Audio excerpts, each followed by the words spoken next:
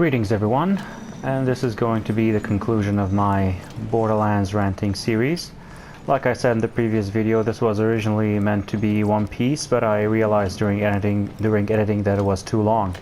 And so I decided to include the rest of it here as a separate entity. And in this one I'm going to I believe be talking about gear and skills and farming and so on. So with that, I'm going to cut back to the original portion I had recorded earlier. So, when it comes to gear, the problems that were already present in Borderlands 2 kind of like persisted. Overall, assault rifles were kind of like inferior, but since cryo is a much more interesting element to use, it actually buffed and emphasized the things that were kind of like overlooked in Borderlands 2.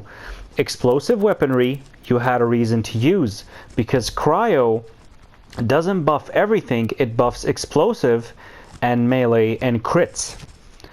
So in a way, some of the gear problems were kind of like patched, even though not directly, like very indirectly. Assault rifles overall still sucked, but a lot of the unique assault rifles, like this here, the old Painful, were actually quite good. The Hail makes a return, and overall only the best gear from Borderlands 2 kind of like made it, not only, sorry, like most of the good gear from Borderlands 2 made a return. So you had less issues of like having to go for optimal gear. You had something like this, again, the Jack-o'-lantern, which would be much better with a vertical prefix, even though I think in the case of the Jack-o'-lantern the vertical prefix didn't do anything. I forgot. But you had less instances of like very specific weapon parts that you were going after, even though again they still persisted. Some of the legendaries and some of the guns were actually locked to one element, which a lot of people didn't like for farming. Sorry, didn't like overall because they want like more variety out of the gun, but for farming it made things kind of easier. Vendors actually didn't suck. In Borderlands 2, vendors were absolutely horrendous. You had no reason to keep your cash count up.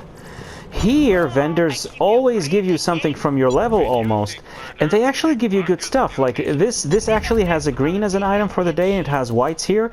It's usually much better. Much better. It's blues, purples. You find legendaries in vendors much more commonly now. And since I'm highlighting one right now, I could go as far as say that, of course, OS kits are way better than relics. Relics were super boring. Everybody was running around with a Bone of the Ancients and OP8.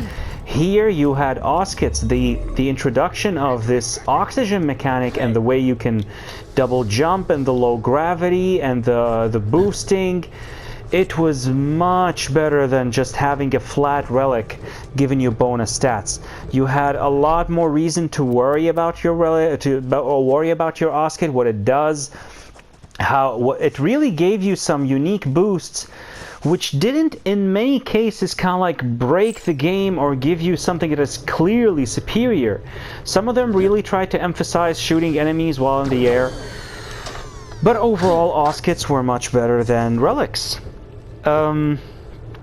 We didn't have the over bloating of the loot pool. Again, what I mean by that is kind of like a little different. You still had enemies which had a lot of loot attached to their pool, but all you have were uniques and legendaries. There isn't, and uniques actually drop from common enemies and can be bought from vendors. Of course, not right off the bat, and there are still examples of, I believe to this day, gear that you cannot possibly get that exists in the game code, it's just never dropped.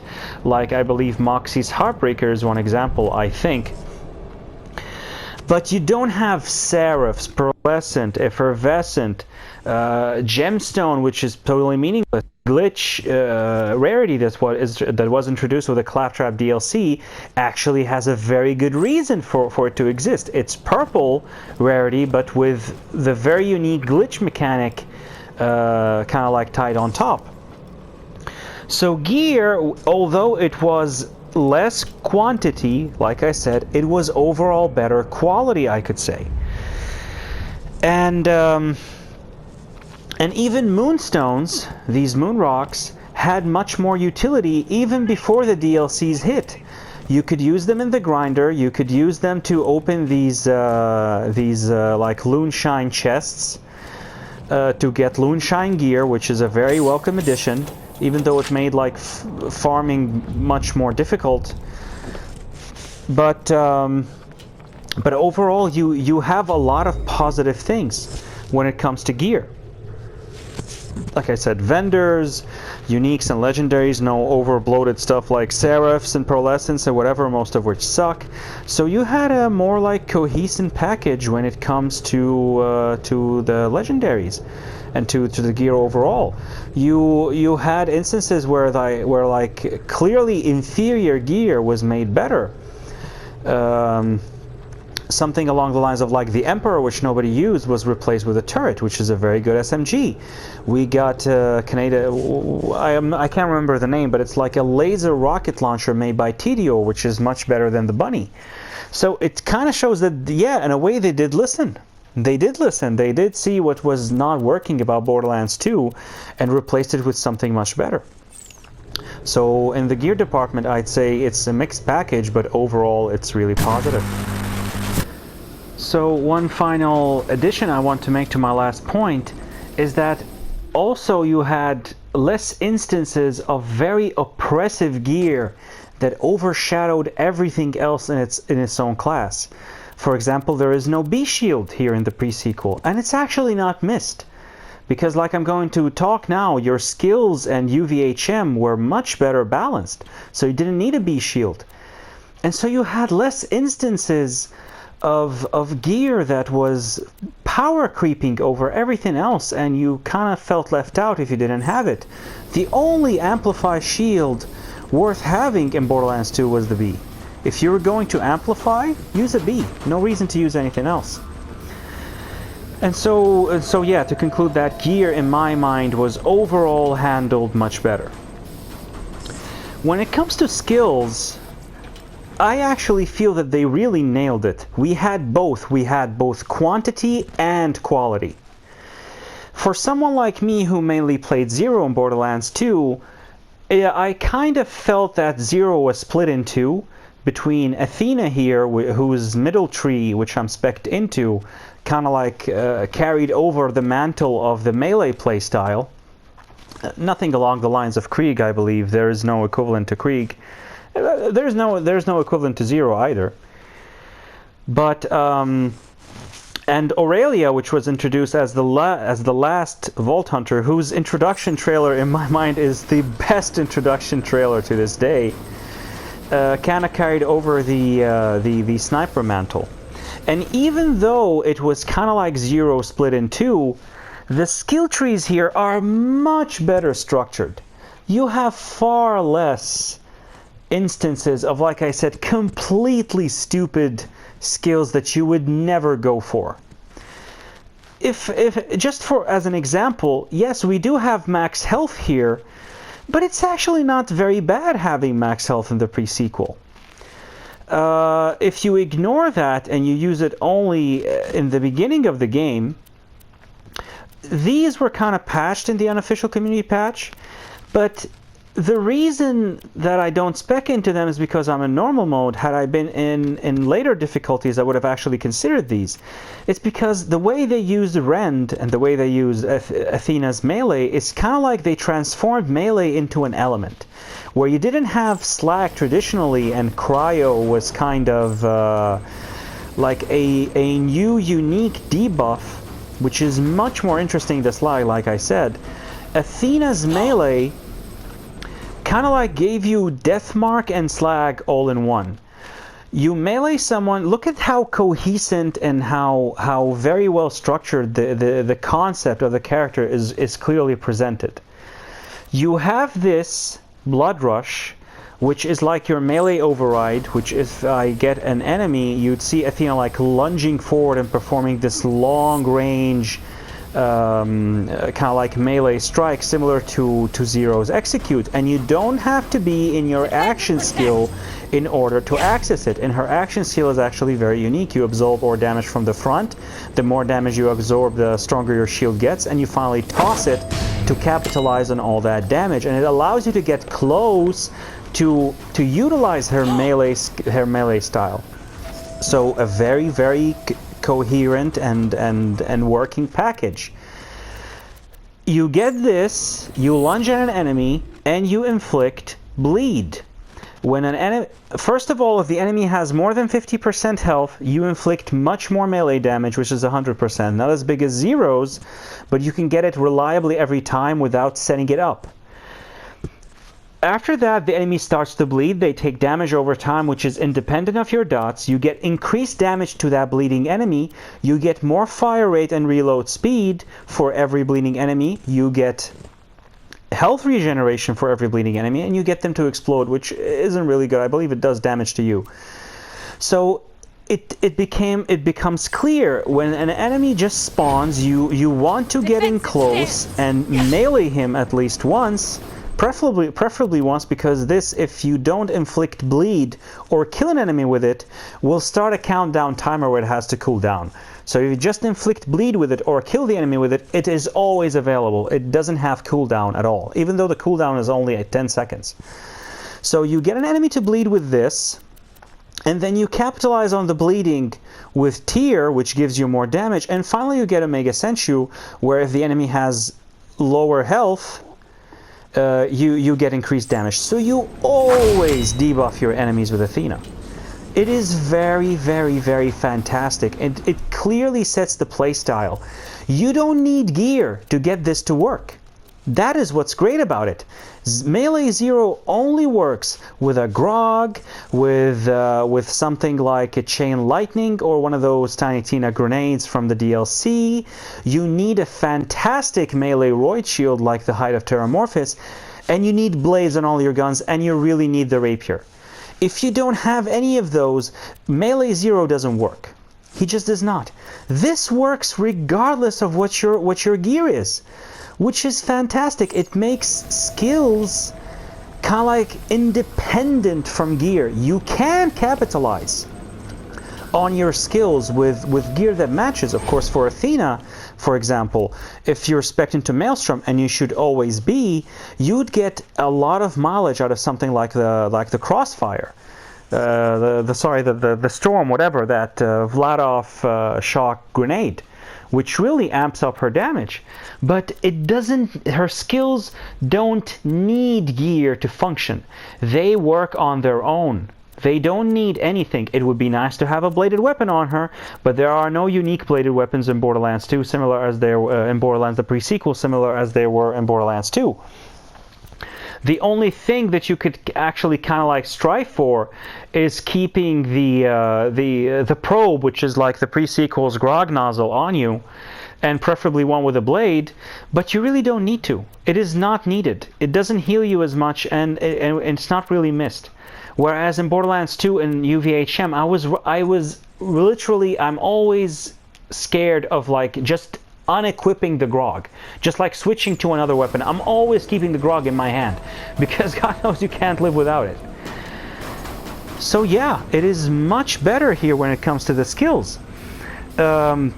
I don't have to worry about something like Zero's melee completely whiffing. Like, I melee an enemy after setting it up huge. Like, you have to go into Deception, slag him, kunai him, position yourself behind him to get backstab, strip your shield with a grenade, and then go in with the melee attack right at the tip.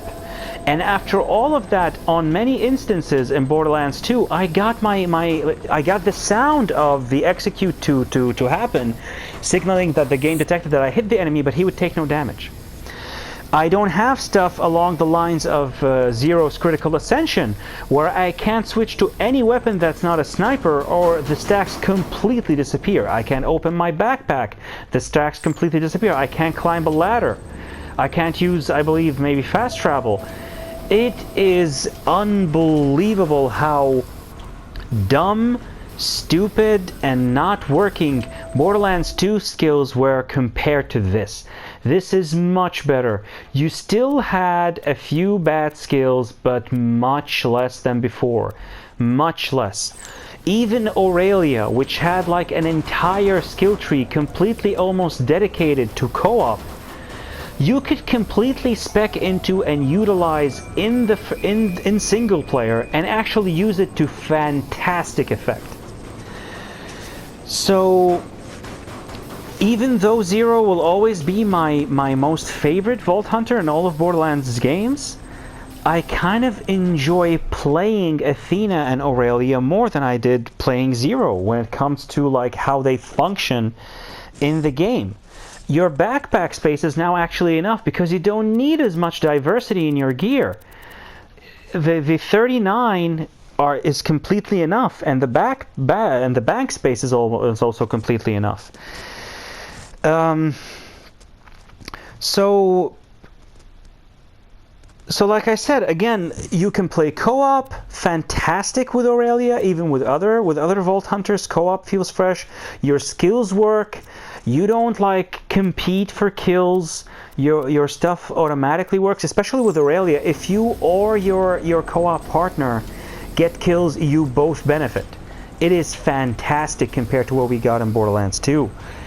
Oz kits are much better than relics. You can play around with any Oz kit you want. It just adds a little bit more to your game. It's not restrictive. You don't have to have a bone. So yeah, overall, when it comes to skills and how they compare to Borderlands 2, pre-sequel is a clear winner. A clear winner. We had a lot less Vault Hunters sucked in the pre-sequels. Maybe Wilhelm sucked to a degree. Maybe Claptrap, but Claptrap was like kind of like designed to be a joke. But even he functioned, and you didn't have those incredibly difficult tasks in the game that required OP skills to be like applied all the time, constantly. So you could get around even playing Wilhelm or Claptrap. But then you have 4 completely overpowered Vault Hunters. Athena's melee is fantastic. This Storm tree is amazing. Maelstrom is a much better take on Gage's Anarchy. It comes quick, it goes quick. You utilize it. You don't feel the need to like adopt a specific playstyle and restrict your gear choices as much. The only thing that kind of like restricts your gear choices is that her action skill doesn't allow you to aim down sights. So that's like the only thing that's restrictive about Athena. You get Nisha, arguably the most overpowered, but obviously the other Vault Hunters are not far behind. You have Jack, which is fantastic, arguably the most overpowered. His skill trees are amazing. Everything kind of like works together. And of course Irelia, which in my mind is the most overpowered Vault Hunter in the pre-sequel. But again, no matter who you argue is the best, the others are not far behind.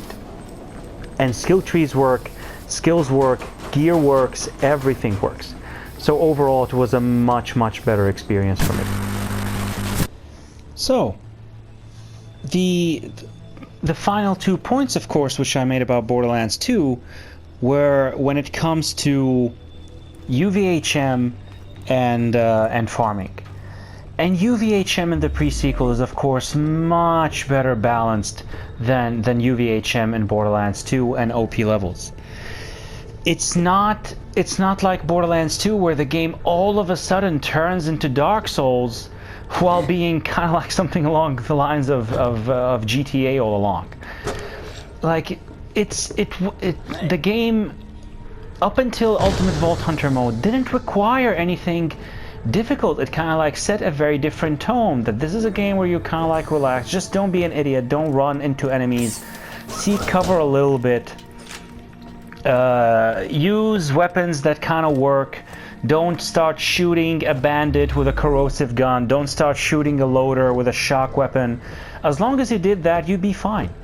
And come UVHM in Borderlands 2, and all of a sudden we have again, like I said, we have Dark Souls, which had it been the exact same way from the beginning, wouldn't have been much of a deal. And like I said, it really varied upon from playstyle to playstyle. if you were used to unloading on your enemies with a submachine gun, getting a kill after 30 bullets instead of 10 isn't as much of a difference as like chasing your enemy's head with a sniper rifle, and finally when you hit him you don't get a kill. In the case of the pre-sequel, the Ultimate Vault Hunter mode was kind of like planned right from the beginning, it seems. And what was buffed was enemy shields instead of like enemy health regeneration. And it was much better handled. And since your skills worked much better, gear was not super specific, and you actually could get almost any gun to work if you knew what you were doing. You didn't have to run around slagging everything all the time, equipping the grog nozzle nonstop, or running around with Salvador. The pre-sequel was a much better experience. It had a smooth transition from normal to True Vault Hunter to Ultimate Vault Hunter mode. Bosses and DLCs kind of like worked much better when it comes to this sort of thing. You can kind of like play normal mode and continue on to the DLCs, play True Vault Hunter mode, take another stab at the DLCs, and finally do everything on UVHM. Much better than it were in Borderlands 2, where a lot of the DLCs wouldn't scale. They would either scale badly or incorrectly, and the only thing that mattered is kind of like UVHM. Slag is, like I said, was a boring element, and Cryo is a much better take. Shock weapons, you had a reason to use them. I don't have one on me right now, but most of the time you really had especially on Athena, having a shock weapon was instrumental. It was much better than running around with a grog all the time. Explosive weaponry were made useful because Cryo debuffed enemies for explosive. And you overall, because enemies kind of like moved slower in the pre-sequel because it's low gravity, and of course Oskits, you can butt slam and you can do double jumps and you can air glide and whatever. Enemies generally move slower, so you can actually use your explosive weapons. You don't have OP levels to worry about. You don't have the peak, which you have to run multiple times listening to its awful music while enemies slowly spawn, and redo it over and over and over again, and each time you do it your gear is completely obsolete and you have to refarm it. And you're less reliant on grog, so UVHM was much better, like heaps and bounds better than what it was in Borderlands 2. And because of how oppressive Borderlands 2's UVHM is, the first thing I think about when I boot the game, when I like start a fresh playthrough, is, oh my god, how am I gonna kill Voracitus? When the time comes to do the peak, to do Myrtleland's Temple, what will I do? How will I live through that? It is very stressful, very not fun, and again, it was like a chore more than playing a game. Far less is present here in the pre-sequel. Far less. The ride is silk smooth from normal to true to Ultimate Vault Hunter mode, and you don't feel like you're gonna suddenly be at a huge disadvantage and like reinvent the way you play the game, where your shield gets broken with every single hit and you're health gating constantly all the time. So yeah, I've been going about this long enough now. Long message short, much better UVHM here in the pre-sequel. I don't know how Mayhem mode is in Borderlands 3, and I hope it is much closer to what we have here in the pre-sequel than what we got in Borderlands 2. So one final point I wanted to make before I continue on to my final thing of talking about farming and how it worked was like I forgot to talk about Irelia, whose sniping is much better than Zero's. I talked about how CA was this like almost only exploitative thing where you either pre-stack it or it kind of like doesn't work. You have to only run around with 4 snipers all the time. You can't switch to any other weapon. You can't climb a ladder. You can't access your backpack. You can't fast travel. With Irelia, you can do all of that. And it is much better. It's not like Zero where you have like pre-stack critical ascension and then you can just miss shots all day. With Irelia, you only have to score crits, and the second you miss, you lose all your stacks. So it rewarded actually skillful play. It is much harder to do with a controller, of course, but still, it is a much better package than what CA got us. And overall, it's a message where it's the same message that I feel that Vault Hunters were designed much better in the pre-sequel, whereas Zero gave you these two kind of like almost contradictory playstyles, and it kind of like gave him flexibility. But again, you needed very specific gear to make each and every playstyle work. You had specialized characters in the pre-sequel that functioned on their own independent of their gear. And I made this point numerous times, and I can't make it enough. That is what Vault Hunter design should be in Borderlands games. You should get skills that differentiate your character regardless of what gear they choose to pick up. Of course, they will always be able to utilize gear better or worse than other Vault Hunters, but they will still work. The kind of analogy I made with Dark Souls, how Borderlands 2 suddenly transitioned to Dark Souls, is not because I find Dark Souls too difficult. I'm actually a guy who really enjoyed Bloodborne. I platinumed Bloodborne on my PlayStation 4, and I loved that game, but that game it didn't have a change of tone. It was difficult all along, and it was difficult for kind of like the reason that you were playing it kind of like differently. I went into Bloodborne and Dark Souls and those games like playing them as if they were Devil May Cry, and I have to like style on my opponent, but then I realized no, you don't need to do that. The game wants you to like isolate enemies one by one, and you kind of like play within that time, within that frame. With Borderlands, normal mode and True Vault Hunter mode, you feel like a badass. You like charge into a group of enemies, you butt slam, you throw a grenade, you melee one, you kill the other with a headshot, and you walk out unscathed. Come Ultimate Vault Hunter mode in Borderlands 2, and you're transformed into this insignificant imp that dives in one shot and has to like glass cannon his enemies before they abolish you. It was a very different game. So that's what I meant when I talked about like Borderlands 2 changed into Dark Souls, while the pre-sequel had a much smoother transition in difficulty that kind of like soothed you in slowly, bit by bit, in order to transition over to its highest difficulty. The final point is, of course, farming. And this is one point, this is almost the point that kind of like killed the pre-sequel for most players, because like I said, at the very, very early days of the game, there was no meaningful way to farm. Bosses were not respawnable. The only thing you could farm was like the Empyrean Sentinel and probably Iwajira, and you had to use this grinder here. Of course, that was all patched. You could farm bosses normally as you would. The gear they drop is generally better. The farming is not as tedious. You don't have something like Son of Mothrak in the Wildlife Exploitation Preserve, where you have to run the entire map to get to him, like 20 minutes, and finally he drops his gear outside of the map or it goes through the floor. You don't have that many instances. So you could farm normally, and drops in the world are much better. As you saw, I got an old painful just simply playing through the game. Of course, it's not max level, but I'm not max level either. Vendors have much better gear. Look at this. When did you find something like this in Borderlands 2 the last time? You have a blue OS kit. And, of course, the capstone of all that was the grinder. It's not perfect. It doesn't completely eliminate the need of praying to RNGesus to get loot that's etched in stone, but it's some consolation. Where, for example, I got these 3 grenades that I don't want. I have no use for them. Instead of selling them for cash, which would have been useless in Borderlands 2, completely useless. What would you do with cash? Like I said, vendors sucked. You got to at least try your hand at grinding them. Rubberized. Lovely.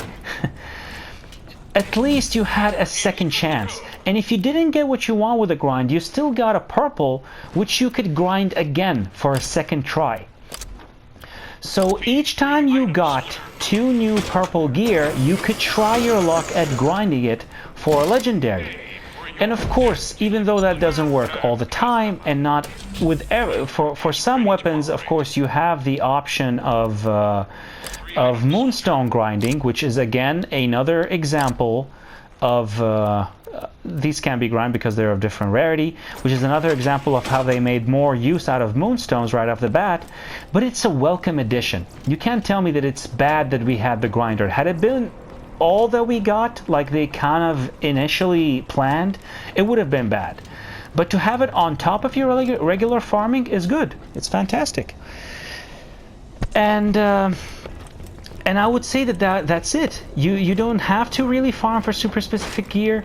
You had the grinder. Farming was available again. Look, I got this in a trash can.